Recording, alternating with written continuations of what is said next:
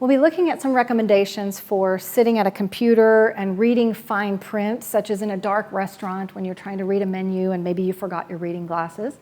So we're going to look at the way that Sandy has to modify her postures in order to see what's on the screen. So you'll notice that this is just a standard height table, standard height chair, and in order for her to read what's on the screen, what do you have to do? Okay, so you see the posture that she's assuming that she has to do in order to read that, and that's just a typical normal postural alignment. So now if you could hinge forward at your hips in order to read the screen, bring the head against the stick, and the tailbone as well, and now hinge forward, bring your head to the stick. Make sure you can feel it back there. There you go. Okay, and then hinge forward.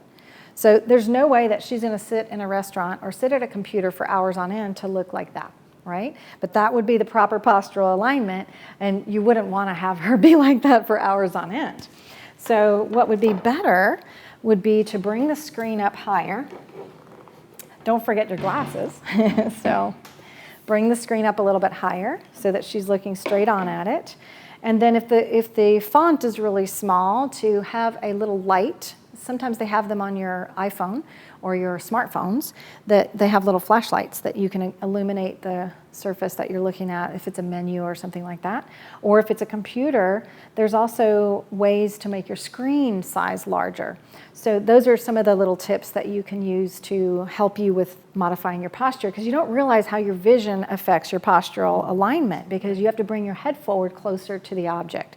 So you want to make sure that the computer's close enough to you and that you can see it. Now, the other thing is there's a sharp edge on the Mac that has, that could cut into your hand if you're up here really high like this. So if you put your hands on the keyboard, you want to make sure that it's comfortable for your wrists. So you may need a little pad if your laptop is this high in order to tolerate that sharp edge.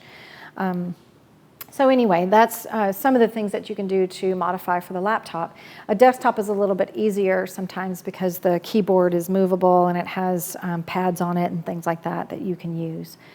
So those are some recommendations for sitting in proper posture using a computer or reading a menu in a dark restaurant from the National Osteoporosis Foundation.